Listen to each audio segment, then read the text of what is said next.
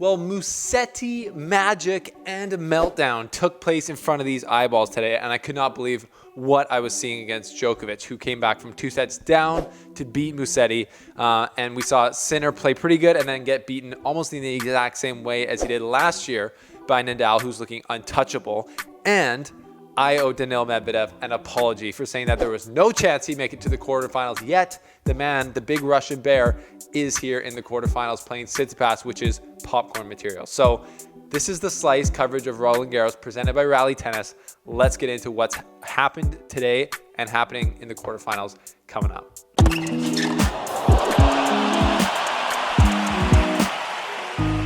Man, we have some amazing quarterfinal matchups to look forward to. Mostly Medvedev, Tsitsipas, just popcorn. You know their rivalry, their legendary feud on the court. So we're gonna get into that. We're gonna look at what happened with Musetti today. It's just I still am processing it. Can't really believe what happened.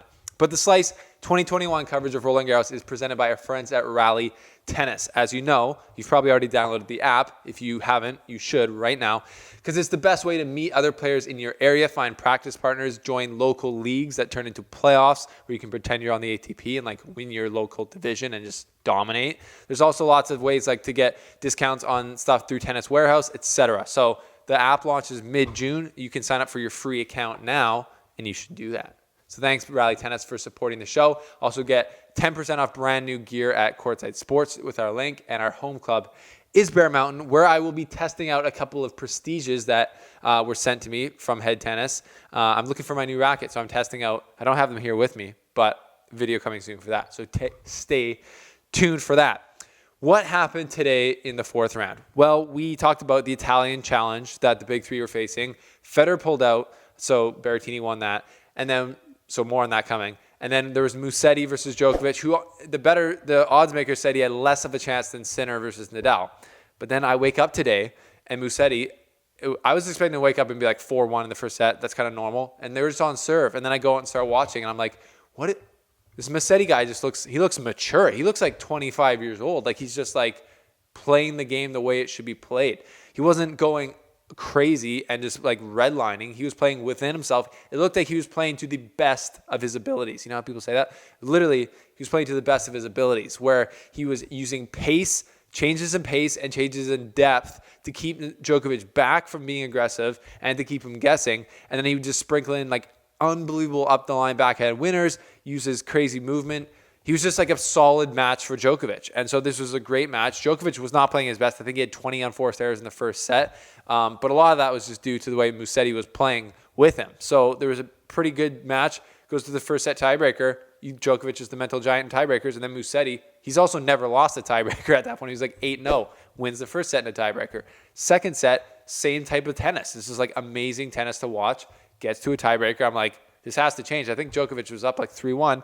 Nope, Musetti comes back. And even Djokovic, this is where I was like, what is going on? He like left the ball that it landed on the baseline and the sideline to go down like set point.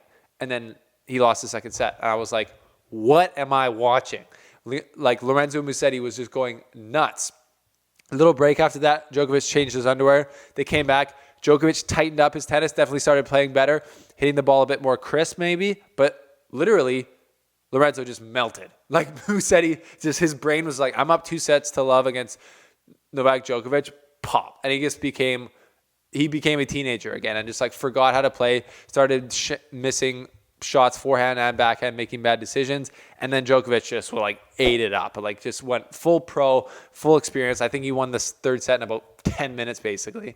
I think in the fourth set, Lorenzo Musetti only won like 4 points. Like disturbing level of like, so there was something seriously wrong. I think Musetti's mind just melted. Anyways, it was unbelievable. Come back from Djokovic. We knew he wasn't going to let it slide that easily, but pretty disappointing level turnout from Musetti. Can't really blame him. And then he ended up basically just quitting halfway through the fifth set. He didn't really give much of an injury reason. So that's not really the coolest thing I've ever seen.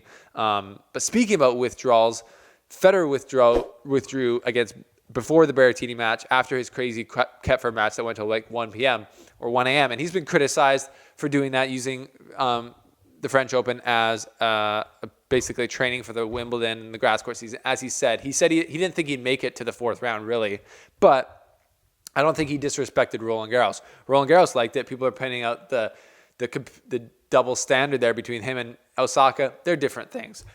Roger Federer was like, finished his match. He was obviously in pain during the match. He was literally rolling in his first serve in the third set at first serve average speed was below 100 miles an hour. It's normally about 112, 115. So that's a big difference. So he was clearly not moving. And then afterwards, I don't think he felt comfortable playing another match on clay. Wasn't feeling it at the moment. So he withdrew to preserve his body. Because if you forget, he's been out for 13 months.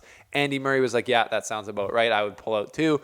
So it's different. And also, he's paved the way for so much of this tennis, like the popularity of the sport. He's been the biggest name in tennis for the last 15 years. I think he deserves the right to withdraw between matches. Also, because he's never actually retired during a match. 0 retirements in his entire career. So I think we can give him a pass on this. But that's just me. Trolls, I'll see you down in the comment section below if you don't think so. Let me know. And Rafa Nadal just looked untouchable today. At the beginning, he actually served about 7 double faults, which is super high from him. And Sinner was playing great, smashing the ball, and then he's serving for the set and just gets broken at love. Like, Sinner doesn't really have a serve, actually, that you can lean on. And Nadal's so good at breaking, especially in crucial moments in a match, and breaking after he gets broken, which he did.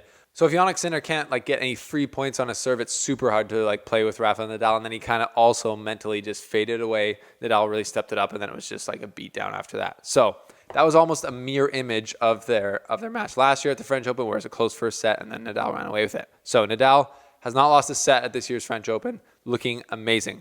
Let's take a look at these quarterfinal matchups because they're awesome. And I do owe Daniil Medvedev an apology because in my first, in the draw preview, I said, these are the potential quarterfinals, but look I got Daniil Medvedev here. What a joke. He must have watched the show or something because he is here and he figured out how to be basically a clay specialist. So on the top, we got Djokovic versus Berrettini. They got, it's a 1-0 head-to-head for Djokovic in that matchup. And I think Berrettini, though, could be a pretty big challenge. Technically, Djokovic did just play 4.5 sets, even though the last 2 were pretty quick.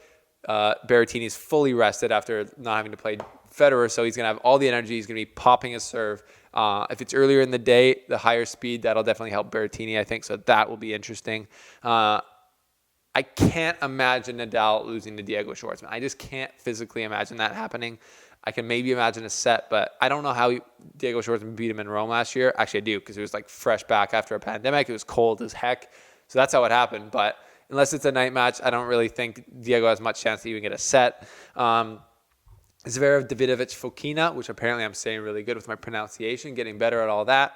Zverev, I think it's just going to be too much. He's been playing super well. He's honestly going to be a tough out for anyone with the way he's serving, and he just looks super confident. Or he plays super passive, isn't serving well, and Davidovich, Fokina, ruined it already, can get in there and really cause some havoc and draw it out and become a 5-set battle, which would hurt Zverev's chances going forward, I think. And then we got probably the best matchup in the quarterfinals, Tsitsipas versus Medvedev. It's amazing. Medvedev owns a head-to-head right now 6-1, including their only match on clay back at Monte Carlo. But the way Tsitsipas has been playing 2021 on the clay, I have to put him as the favorite there based on just how good he's moving. He moves better than Medvedev on the clay. He's basically just knows clay tennis better, and I think that's going to be a pretty big differentiator in this matchup. But it actually could be a lot closer than people think. People aren't giving Medvedev much of a chance, but with the way he's played so far at Roland Garros, he's definitely got a chance because he's the number 2 ranked player in the world. Also an interesting point. If somehow, I'm not going to, it's possible, if Medvedev made the final of Roland Garros and Djokovic didn't, Medvedev would be the number 1 player in the world. If Medvedev won the title, then he'd obviously be the number 1 player in the world.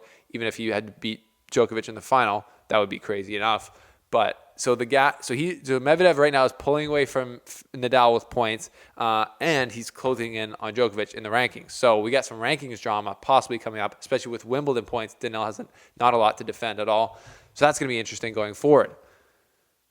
So there's a little look at the quarterfinals at Roland Garros. Super interesting matchups. I like them.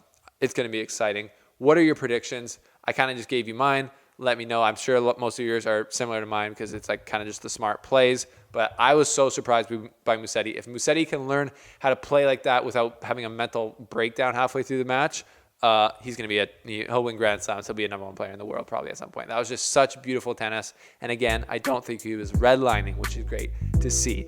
So let me know your thoughts on everything that's happened, the quarterfinal matchups, and we will see you here next time on The Slice, presented by Rally Tennis, coverage of Roland Garros 2021. We'll see you soon.